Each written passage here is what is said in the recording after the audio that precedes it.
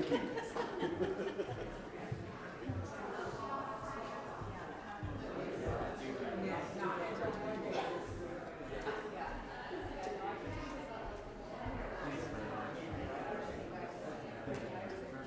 Good morning.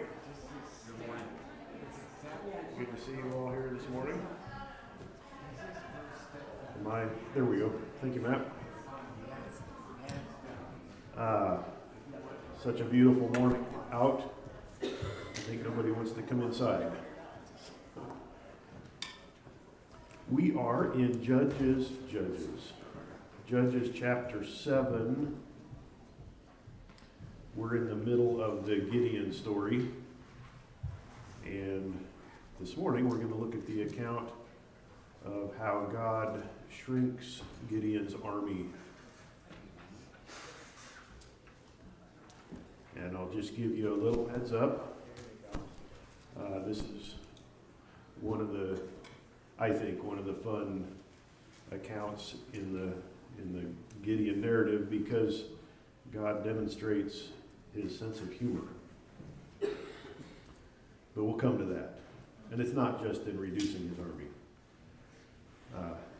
So Judges chapter 7, we're going to look at verses 1 to 15. Just for a little bit of background to bring us up to this point. You remember God called Gideon. He was in a wine press threshing out wheat. Very odd setup.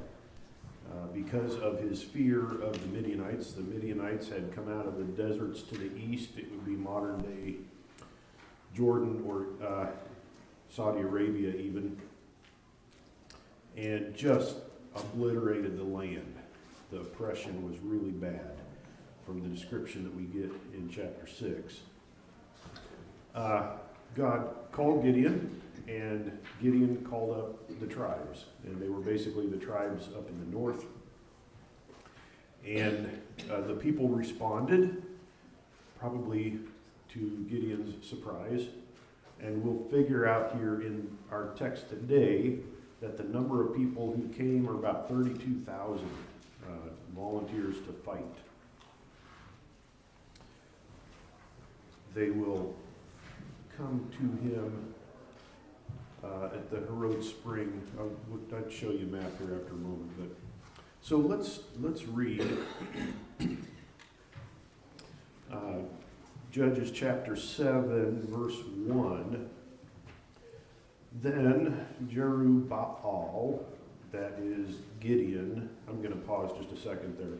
So he's got two names. Jerubbaal is the name his father gave him when he tore down the altar of Baal. And it means let Baal contend. So both names are given here, interestingly enough, in verse 1. So Jerubbaal and all the people who were with him rose early and camped beside the spring of Herod. And the camp of Midian was on the north side of them by the hill of Moreh in the valley. And Yahweh said to Gideon, "The people who are with you are too many for me to give Midian into your hands, lest Israel become boastful, saying, 'My own power has delivered me.' Now therefore, come, proclaim in the hearing of the people, saying, 'Whoever is afraid and trembling, let him return and depart from Mount Gilead.' So 22,000 people returned, but 10,000 remained." Okay, there's a lot in there, so I'm going to back up to the start and where these folks were at. You know what? I should probably start with a map. This is kind of up in northern Israel. We have here the Jezreel Valley. So if we went out further to the northwest, we would have the Bay of Akko, modern city of Haifa. You can kind of see the Carmel mountain range along here. If you go out to the end of this, you would come to the place where later on, Elijah and the prophets of Baal will have their contest. So I think you can make out here how flat this is. There's also a section that goes out here just south of Nazareth. And then there is a very narrow valley called the Herod Valley that goes over a slight rise and then down into the Jordan Valley. So you can see the Jordan River along here. So the Herod Spring is right here along the start of the Herod Valley. And we also have Mount Gilboa. Gilboa was probably best known as the place later on where King Saul died at the hand of the Philistines. That happened on Mount Gilboa. In the days of Ahab, there is a city built here, Jezreel. It was one of his capital cities. Doesn't exist in Gideon's day. So here's where the spring is. The hill of Moreh is mentioned in our text, and that's north of this. We have Mount Tabor, which is a tall, almost looks like the mountain of, is it Mount Doom? I'm thinking Hobbit. Is that what it's called? The Lonely Mountain. It almost looks like that because it's out in the middle of nowhere. It's not part of a range or anything. It's just this really tall hill or mountain, Mount Tabor. So it appears that the Midianites are in this area. I'll come back to that in just a moment. So a few miles away to the north, these people early in the morning, the text tells us, collect at the Herod Spring. Where were they before that? The text doesn't say. Because the Midianites are to the north, I'm guessing they had probably collected down in the south somewhere. And so now they come up to this spring to meet. So this is we are looking down that narrow Herod Valley here toward the east. You can see the sun rising across the Jordan River, the hills of Gilead, which modern day Jordan. So the spring is right at the foot of the hill there, Mount Gilboa, and you can see the Herod Valley. So I'm going to show you a few more photos of this place to hopefully kind of give you a feel for what it looks like. This is an aerial shot looking pretty much the same direction. And you can see where Ein in Hebrew means spring. So Ein Herod is the spring called Herod, the spring of Herod. And that's where they gathered. The later city of Jezreel, you can see that there as well. So if we come in a little closer, this is looking south at the little rocky scarp there is where the spring is located. Today there's an artificial pool out front. You see the large parking lot in the foreground at the bottom. When we were there this past year, it was just packed with buses that were dumping off kids that were playing in the water park. And it was hot out, and the bus drivers would lift the luggage things on the bottom of the bus and take a little nap down there while the kids were out playing in the water. It was beastly hot. So here is a photo of, you can't even see the water in this. It's a picture taken in the 60s. So here's the spring at the bottom of this steep mountainside, and then the water comes around. This next photo is an older one taken in the early 1900s. So there's a guy standing right there in the water where the spring is at, and then there's a large natural pool. It's not very deep, but a large pool out in front. And here's what it looks like today. Got a little fence around it to keep the kids out.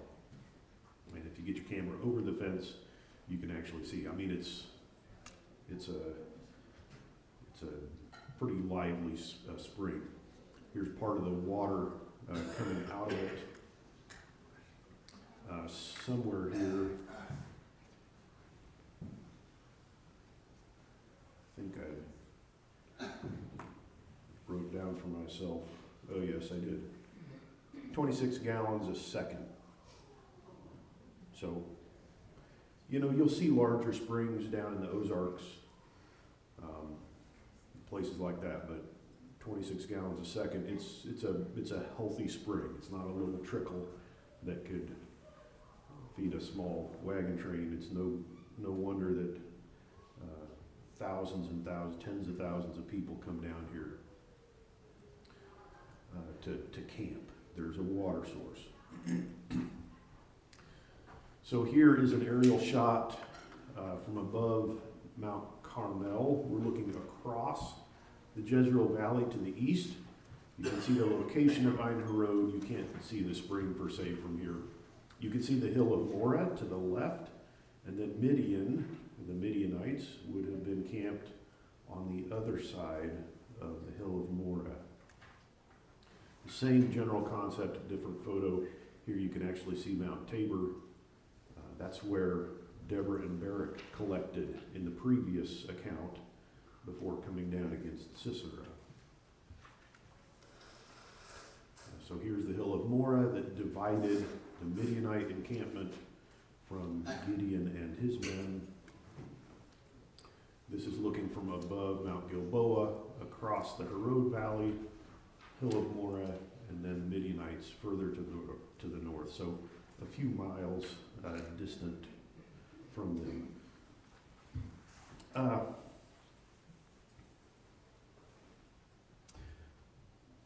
So verse 1 here describes the camp of Midian as being on the north side of them by the hill of Moreh in the valley.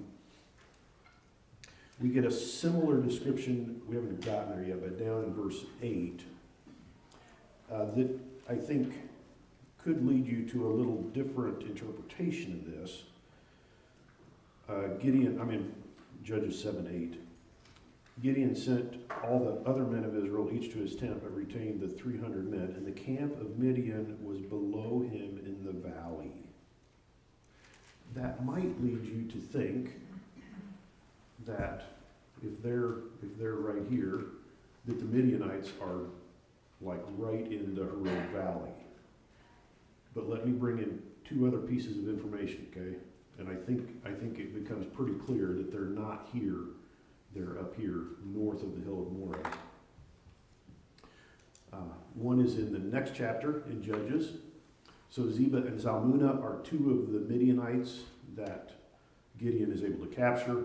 He says, "What kind of men were they whom you killed at Tabor?"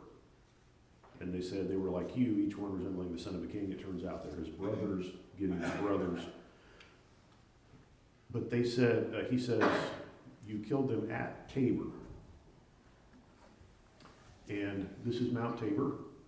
So why is there battle going on up here if the Midianite camp is down here and they flee toward Karkar? So I think that's pretty good evidence that the Midianites were actually camped up in this direction. The other one there, this is out of Psalm 83. Deal with our enemies, as with Midian, as with Sisera and Jabin. So we have references to two different accounts in Judges. The Deborah-Barak cycle and the Gideon cycle. And then he reverses it. At the torrent of Kishon, that's Deborah and Barak, whooping up on them, their chariots get stuck in the mud. At the torrent of Kishon, who were destroyed, and now he comes back to Gideon, at Endor, who became like dung for the ground. Make their nobles like Oreb and Zeb. Those two guys are Midianites, and all their princes like Zebah and Zalmunna. So that whole end part is talking about the Gideon narrative. And the question is, Endor, where is that, right? And here it is. So again, why would Endor, this is also, by the way, the place where Saul met the witch of Endor. You remember that story. Why would the psalmist reference this place if the battle took place down here and then off to the southeast? So it seems pretty clear to me that the battle takes place up in this area between Tabor and Endor in the Jezreel Valley. And I think that fits with chapter 7, verse 8 as well, that they were below him in the valley. You might think immediately below, but actually it's around the side of a hill. Okay.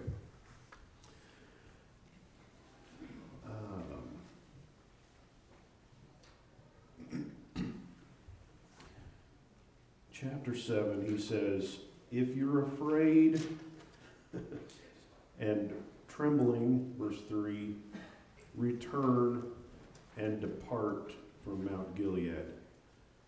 There's a whole other question there about Gilead, because Gilead kind of sounds like Gilboa, but Gilead is actually over here, the mountains of Gilead. Where's that again? Sorry. So here's the Jordan River, and Gilead is on this side. So if they're at the Harod Spring, why is he saying depart from Mount Gilead? I think I'm going to just pass over that question for the sake of time. I've done quite a bit of geographical stuff already. If you have questions about it, we can talk afterward. Interestingly enough, his 32,000 volunteers are reduced to 10,000. And just graphically, that's what it looks like. He has lost 2/3 of his army. That's pretty significant. Now, of course, it's going to reduce even more. So let's look at that. Judges 7 and verse 4. Then Yahweh said to Gideon, the people are still too many. Bring them down to the water, and I'll test them for you there.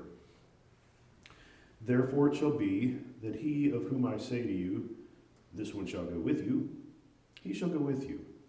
But every one of whom I say to you, this one shall not go with you, he shall not go. So he brought the people down to the water, and that is the spring there, and perhaps a pool at Harod. And Yahweh said to Gideon, verse 5, you shall separate everyone who laps the water with his tongue, like a dog laps, as well as everyone who kneels to drink. Make 2 groups out of them. Now the number of those who lapped, putting their hand to their mouth, was 300 men, but the rest of the people kneeled to drink water. And Yahweh said to Gideon, I will deliver you with the 300 men who lapped, and give the Midianites into your hand. So let all the other people go, each man to his own home. So the 300 men took the people's provisions and their trumpets into their hands, and Gideon said to all the other men of Israel, sent all the other men of Israel each to his tent, but retained the 300 men. And the camp of Midian was below him in the valley.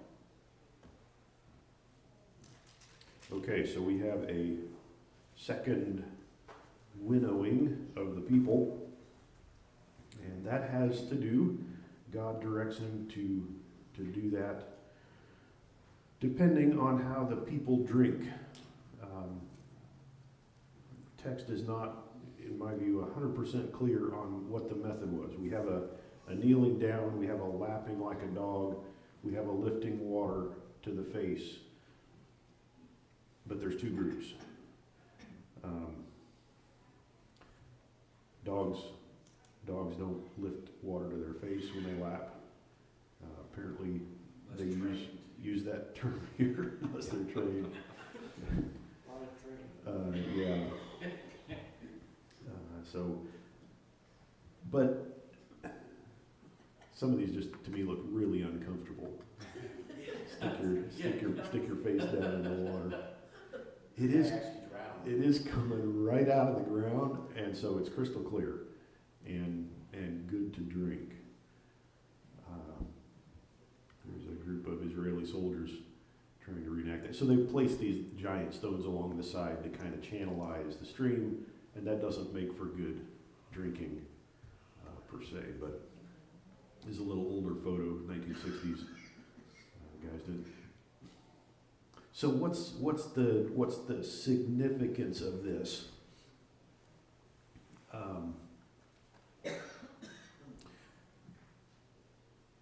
There are people, and you've no doubt heard this, I was quite familiar with it,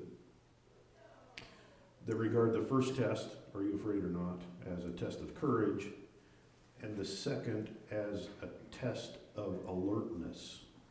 Do you have your head up watching for the enemy while you drink? Or are you putting your head down in the water and you can't see, right? Well, Daniel Block, New American Commentary, one of the guys I like to read on this stuff, he points out, the means by which Yahweh identifies the men through whom he will achieve victory over Midian may have been purely arbitrary. If the point is to prove that it's Yahweh that wins and not the people, then it really doesn't make much sense to say, I only want the cream of the crop. The guys that are the best warriors, paying the most attention and that kind of stuff. And I think he's probably right. Obviously the text doesn't tell us it was the alert ones. It just says he divided them and sent almost everybody home. So I did this in Excel, so it's all proportional, right? Supposedly, if you count pixels. So out of 32,000, we reduced it to 10, and now we're down to 300. This is about 1% of the initial respondents. 1%. 1 out of 100 guys is left. Who wins the victory? Yeah, it becomes pretty clear at this point. You know, Kris, I just heard, it's funny, I just heard this week, listen, some preacher, but it really, I'm talking about here, I can't believe that most people that are going into war aren't afraid. And this is what he said about a passage that he was talking about. He said, but courage is being afraid in the presence of God. That's a factor that makes the difference. Yeah, that's good. That's good. An appropriate fear. Yeah. That's good. Okay. I'm going to, there's other questions and issues in here, but I'm going to keep moving. So, verse 9, Judges 7 and verse 9. Now the same night, it came about that Yahweh said to him, to Gideon, get up and go down to the camp, for I've given it into your hands. But if you're afraid to go down, go with Purah, your servant, down to the camp. And you will hear what they say. And afterwards, your hands will be strengthened, that you may go down against the camp. So he went down with Purah, his servant, down to the outposts of the army that was in the camp. Now the Midianites and the Amalekites and all the sons of the east were lying in the valley as numerous as locusts, and their camels were without number, as numerous as the sand on the seashore. Let me pause just there a moment. This may not be a bad representation of a campground. It's hard to say. I mean, a tent is a tent, right? We could look at Bedouin tents or other things, but typically woven out of goat hair. These are probably canvas that you see here. But campground. A couple of older pictures. This is an Assyrian. It's almost symbolic form of a military camp. Another Assyrian one, little pointy top. You can see a guy kind of in a bed, stretched out there, and somebody else at a table, probably making food or something. I love the description that they were like locusts, and we don't get these around here anymore. Maybe it's like geese, right? Geese. Yeah, this time of year, migrating geese, they're just everywhere. Or the red-winged blackbirds, my goodness. We had a flock of those hanging around a couple weeks ago.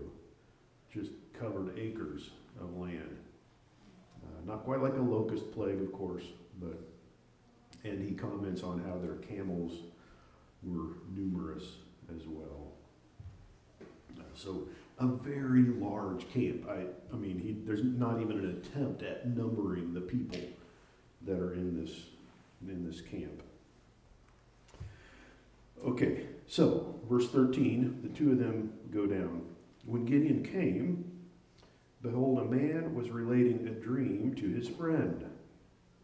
And he said, behold, I had a dream. A loaf of barley bread was tumbling into the camp of Midian, and it came to the tent and struck it so that it fell, and turned it upside down so the tent lay flat. That sounds like a typical dream, right? Just kind of bizarre. Especially having a loaf of bread. Yeah. His friend answered and said, this is nothing less than the sword of Gideon, the son of Joash, a man of Israel. God has given Midian and all the camp into his hand. Logical. It came about when Gideon heard the account of the dream and its interpretation that he bowed in worship. And he returned to the camp of Israel and said, get up, for Yahweh has given the camp of Midian into our hands. This is just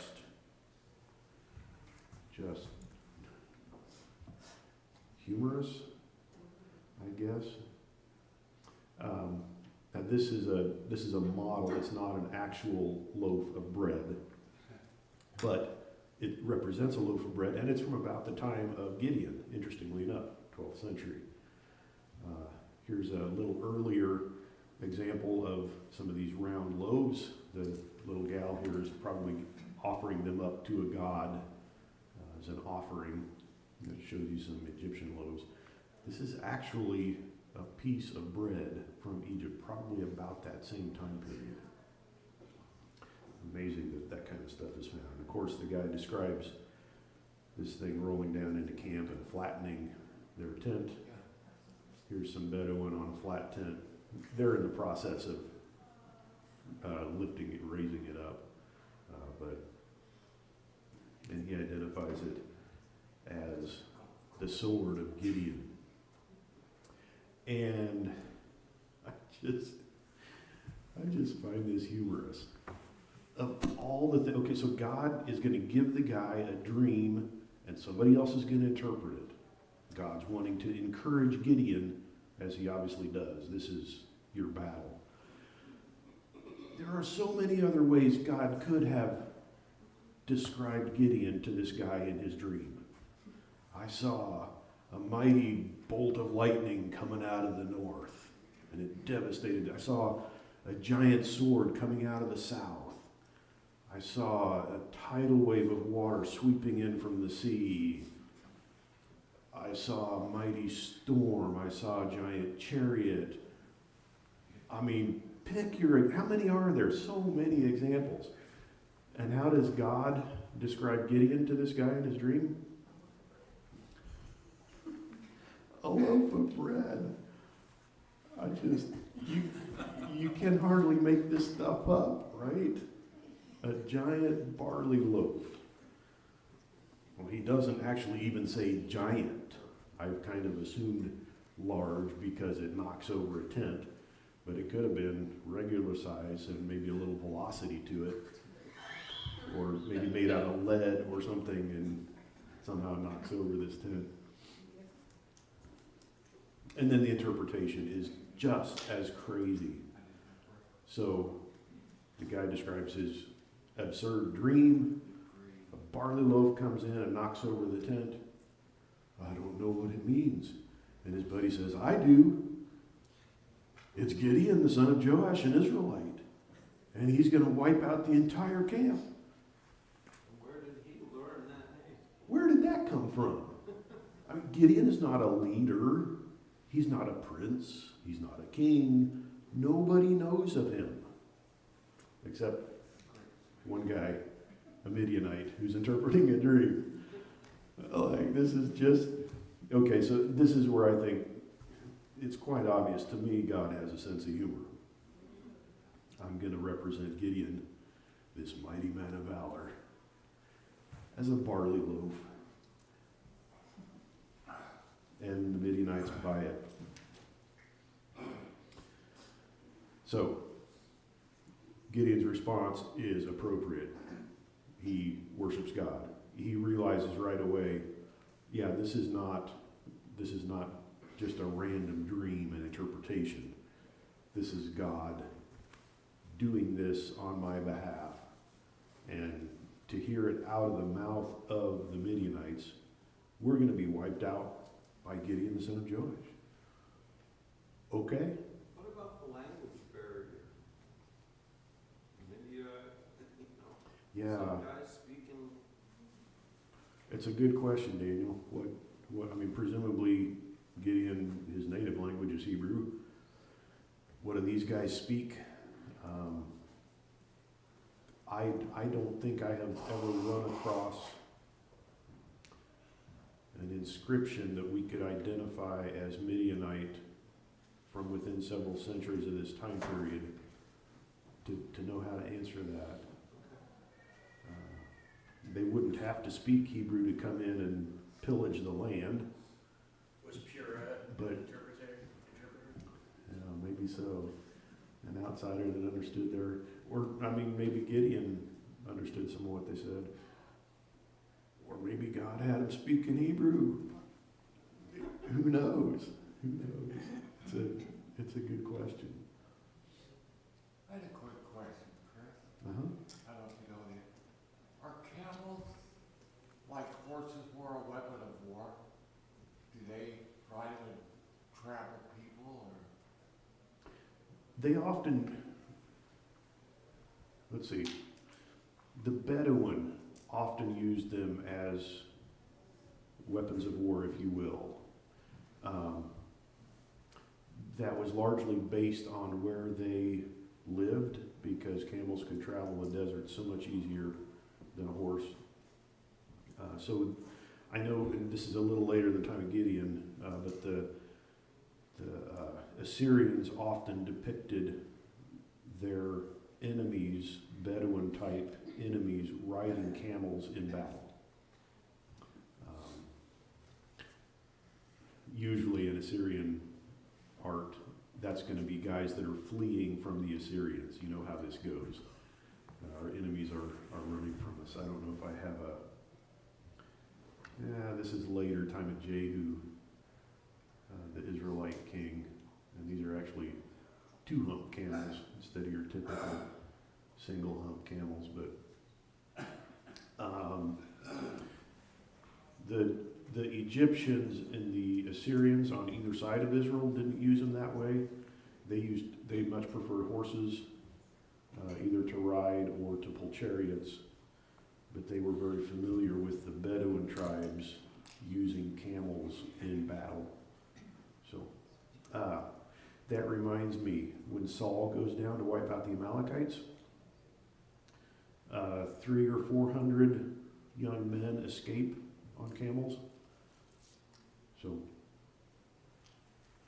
that may not have been related to your question, but so to wrap up here, God needs no help. He chooses to employ 300 guys, as we'll see next time, to carry a lamp and a pitcher and a horn. But God doesn't need any help. It's His grace and kindness to us that allows us to be involved. And that was equally true here of Gideon. God has a sense of humor. We see this in other places too. Some of the classic statements by the prophets, when they're ridiculing false gods, you make them and their arms are stiff and they can't smell anything and they totter on their base because they're not straight, and yet you worship them. I mean, there's humor in that too, and we see humor in nature. Some of the animals God made are humorous. Let's be honest.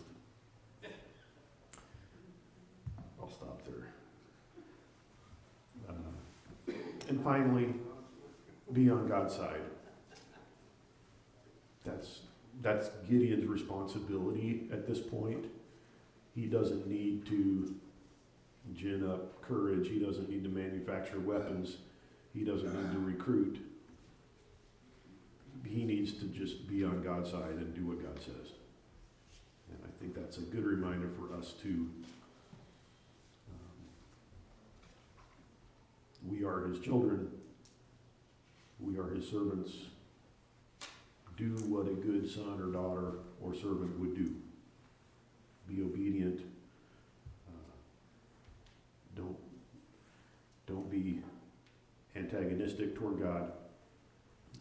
Don't immerse yourself in sinful behavior. Be on his side. Do what he says. Comments, questions? I see that hand.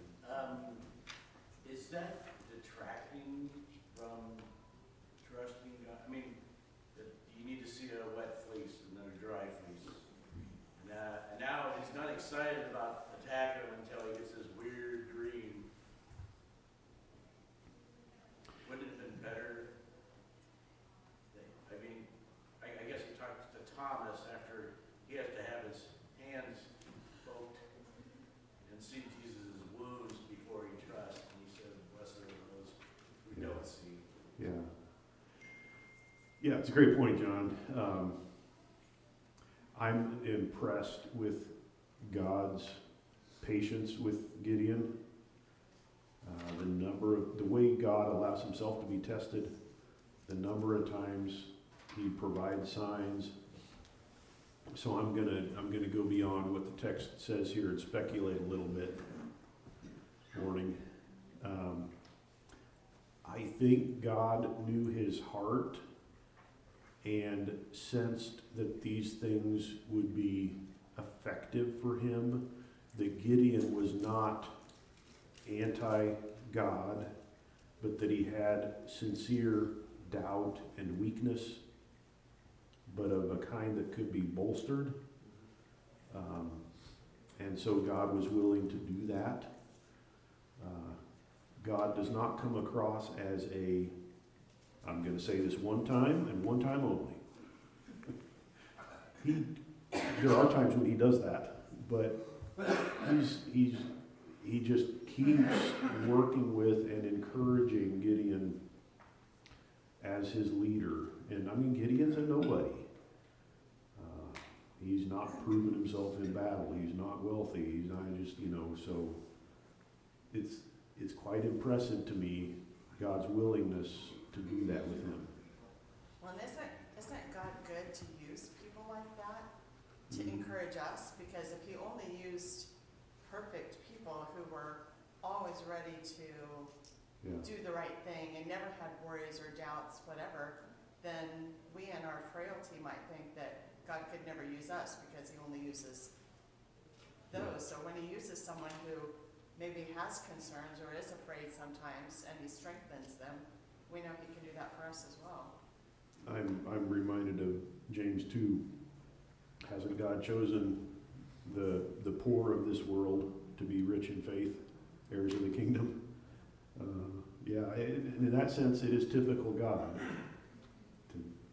to flip stuff on its head and bring something good out of what looks like it's a piece of junk.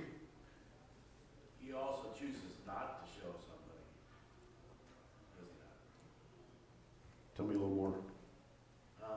Well, if the Jews at the time of Christ would have seen miracles,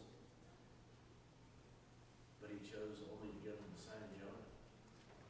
Yeah. Not they would have believed anyway. Yeah, and my take there would be that he was reading the hearts already, and a small miracle, a large miracle, would not have changed their hearts.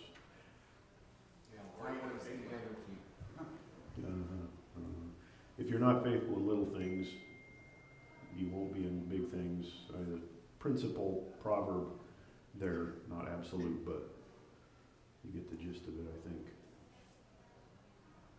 you don't believe the initial signs. And that's what impresses me, that God continues to work. I mean, how many things has Gideon already seen? But God has set his heart on using Gideon for this, and it's going to happen. Good enough. He just kept taking away from Gideon the stumbling blocks that kept him from moving forward. Yeah. And what a gracious God. And it's kind of God's way. I mean, you go back to the crossing of the Red Sea, stand back and watch. How many times did God fight for the Israelites in just crazy ways, sending hail? This is not the only time when God will turn the swords of the enemy against themselves. We see that in other places too. Yeah.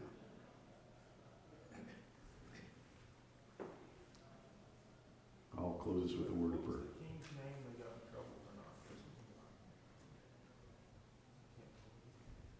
A lot of them. A lot of them. God said, ask me whatever you want. Solomon? That sounds to me like Hezekiah.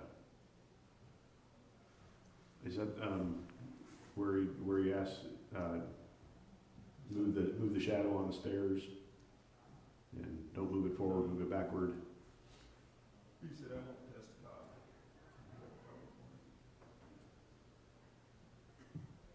Yeah. We'll have to look that one up. That sounds familiar to me too. Let me- The only promise they give is the promise in the Messiah.